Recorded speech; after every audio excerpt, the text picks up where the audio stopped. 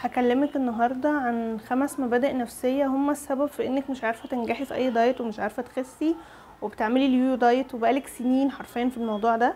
والمبادئ النفسية دي انا واثقة انك لو اشتغلتي عليها الدايت اللي هتعمليه هينجح وهتعرفي تكملي وهتعرفي تبني لايف ستايل صحي. اول حاجة واكتر حاجة شائعة هي فكرة التعقيدة من شكل جسمي، فكرة ان انا متضايقة من شكل جسمي، ما بحبش شكل جسمي، انا مش عارفة، مش بحب اتصور، مش بحب البس، خلاص انا لازقة في حاجات معينة وحاسة ان انا مش بنت، حاسة ان انا مش من حقي ان انا البس حاجات تانية شكلها حلو عشان انا وحشة، انا تخينة. الفكر المستمر ده شعور كره جسمي، يعني كره جسمي دي زي كره نفسي كده، انا بكره نفسي حرفيا، ما جسمي ده اللي شايلني تمام، فانا بكرهه. فايه بقى الشعور ده؟ كفيل انه ما يخليكيش تخسي، ولو خسيتي كيلو او 2 كيلو هترجعي تاني. ليه بقى؟ لان احنا لما بيبقى عندنا مشاعر، دماغنا مش بتفرق بين مشاعر الكره والحب، يعني مش هتفرق، مش هتقول مثلا انت بتكرهي شكل جسمك فيلا نغيره، لا. المشاعر الشديدة بالغضب تجاه جسمك بتفقدك ثقتك في نفسك، بتخليكي متوترة، فكورتيزولك اهو بيكون عالي، وطبيعي الكورتيزول وهو عالي صعب تبطلي سكر وصعب تبقي مرتاحة. تمام. كمان الرفض الحاجة بيصعب جدا انك تخسريها، في حين ان انت لو تقبلتي اللي انت فيه هتلاقي الموضوع ماشي جدا يعني. طب انا هتقبله ازاي او ازاي هصلح الموضوع ده؟ كل اللي عليكي، انا عارفة ان صعب ان نتصنع حاجة، يعني صعب ان انا اقول مثلا ان انا بكره جسمي فلا انا هحب جسمي، صعب، الموضوع مش بيمشي كده، هيكون صعب. بس انا ممكن ادخله من حتة تانية، يعني ممكن ادخله مثلا من حتة ان انا اوكي انا زايدة في الوزن وكل حاجة والكلام ده كله انا عارفاه، بس انا هحاول البس حاجات مثلا تكون مناسبة اكتر. هحاول شوية ان انا اثق كده في نفسي، لما انا هلبس حاجات هتكون مناسبة اكتر، ههتم ببشرتي، ههتم بشعري، ههتم بلبسي شوية، يعني هبدأ اثق سنة كده في نفسي. تمام. هبدأ ارفض اي تعليق سلبي على جسمي خالص، الموضوع ده مرفوض. لو انتي 200 كيلو ما تسمحيش لحد يعلق على شكل جسمك، اللي هيعلق يعني الرد المشهور جدا هو انا باكل من تلاجة ابوكي، اسهل حاجه. تمام. محدش ليه دعوه، محدش ليه دعوه، والناس بتنظر عشان هي عندها مشاكل نفسيه مع نفسها مش عارفه تحلها فبتيجي تتحكم فيكي. فالنقطه دي مهمه جدا جدا جدا. طيب ده اول مبدا محتاج له اصلا حلقات لوحده، بس مهم جدا نشتغل على نقطه التصنع، ان انا هتصنع ان انا بحب جسمي وهثبت لنفسي ان انا بحب جسمي. البنات اللي بتحب جسمها، يعني اي حد لما بتبدا تخس كده بتبقى عايزه تلبسه، صح؟ دي علامه ان انا بحب جسمي، عايزه يبقى شكلي حلو بقى والبس واجيب حاجات وادلع نفسي، فاوكي انا هتصنع ده وانا لسه زايده في الوزن. دي اول نقطه. تاني نقطه شائعه جدا، الواحده اللي تكون فاتحاها على البحري وبتاكل الابيض والاخضر واليابس وماشيه كده شايطه اي حاجه بتلاقيها بتحطها في بقها، ومره واحده تقول انا هعمل دايت قاسي جدا، انا هشيل الكربوهيدرات خالص، انا همشي كيتو دايت، انا مش عارفه هتمرن 5 ايام في الاسبوع. او الناس اللي بتقولك ايه، لا ده انا هشيل اصلا، مثلا اللي بيعملوا دايت اللي هو الفاكهه والحاجات دي. الموضوع ده اكتر حاجه بتاذيكي، بتاذي اصلا حرقك على مستوى، يعني على مستوى جسمك هي بتاذي الحرق، وعلى مستوى نفسيتك هي بتدمرك.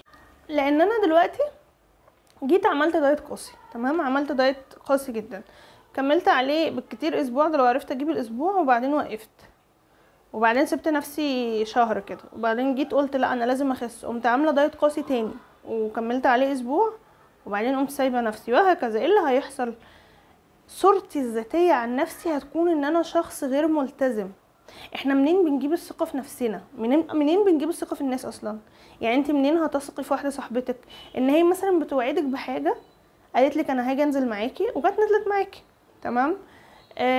طيب لو صاحبتك دي بقى كل ما تقولك، كل مره تقولك انا هاجي انزل معاكي، انا هاجي انزل معاكي وما تنزلش، وبعدين تقولك انا هاجي انزل معاكي تاني وما تنزلش، ثقتك فيها هتحسي ان هي بق، صح؟ نفس الكلام بيحصل في جسمنا. انا هعمل دايت جامد جدا وهلتزم، والمره دي غير وطاقه كده رهيبه، واسبوع وخلاص والموضوع يروح لحاله. مره، في التانية، في التالتة، في الرابعه، في الخامسه، خلاص جسمك خلاص، يعني انت نفسك مش هتصدقي نفسك، عارفه اللي هو خلاص انا هلتزم بالدايت من بكره، هتقومي الصبح تاكلي عادي خالص، عارفه اللي هو كلام عيال. فده بيأذيكي جدا. طيب ايه الصح اللي انا بشوفه كاخصائيه تغذيه وكشخص عانى من اضطراب طعام وعانى من السمنه وخس تاني؟ اللي انا بشوفه صح هو ان انا ابدا باللي انا اقدر عليه.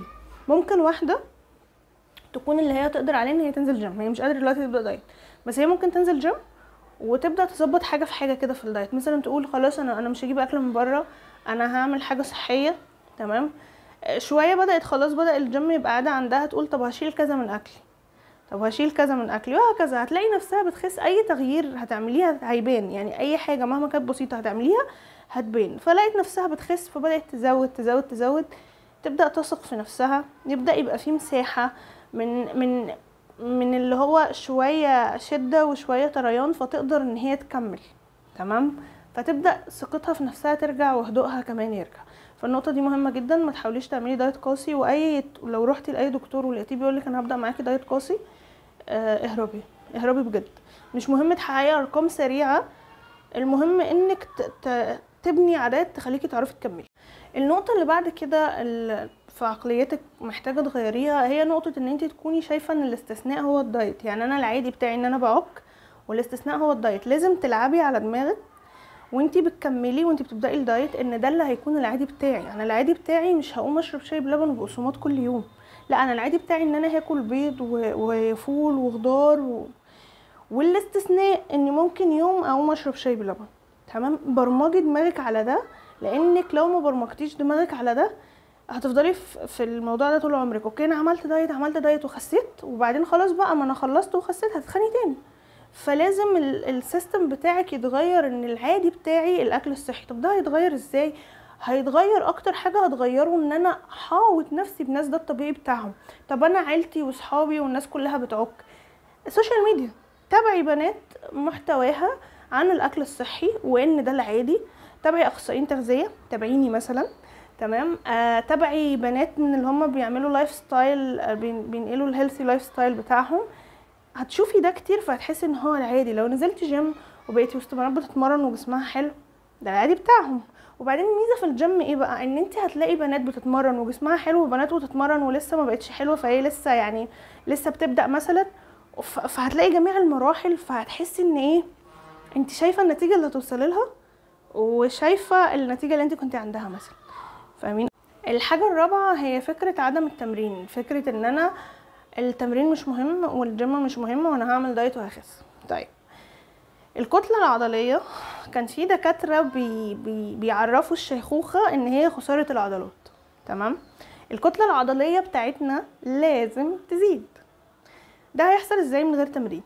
تمام، ما احنا بنتكلم دلوقتي في ناس عايزه تبني يعني عايزه تبني لايف ستايل هيلثي وتكمل عليه وتخس صح. الجيم مهم جدا جدا جدا جدا. مش قادره تنزلي جيم، هاتي اساسك المقاومه وتمرني في البيت. التمرين، تمارين المقاومه بالذات، الكارديو مهم بس تمارين المقاومه بالذات. ليه بقى؟ اول حاجه هتحسي بيها لما هتعملي تمارين مقاومه انك هتلاقي نفسك يعني ممكن الميزان ما ينزلش بس البودي شيب بتاعك بيظبط اسرع. تمام، فلازم تحطي في اساسياتك كده، في عقليتك الجديده اللي بتبنيها عشان تكملي في الدايت، ان التمرين. اخر حاجه ان تكون عقليتك فيها مبدا الحلول السريعه والسهله. الحلول السريعه والسهله مش هتوصلك وهتديكي وقت اطول.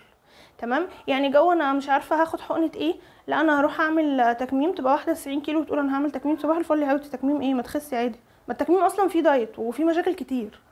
تمام، وفي ناس بتعمل تكميم وبتتخن. تمام، فخليكي عارفه ان العقليه الصح اللي محتاجه تبنيها هي عقليه هتتبنى عادات هتستمر عليها، هتلاقي نتائج. لو ما تبنيتيش العقليه دي انت هتعيشي طول عمرك بتعملي دايت ومش عارفه تكملي ومش عارفه تنجحي، وهتفضلي مكمله كده. يعني انت حره، ده طريقك وده اختيارك. انا بتابع مع البنات بتوعي، بنبني عادات، بنتعلم نكمل وبنوصل والله، وبنوصل بسرعه كمان. يعني اعتقد بنوصل اسرع من الناس اللي بتقعد تلعب شويه فوق وشويه تحت وبتفرح ان هي خست قوي في الاول. اصلا اغلب الخسان ده بيكون ميه وعضلات. طيب انا دكتور ايمان اشرف، صيدلانيه واخصائيه تغذيه علاجيه ومدربه. لو عايزه تشتركي معايا هتلاقي رقم الواتساب بتاعي في البايو.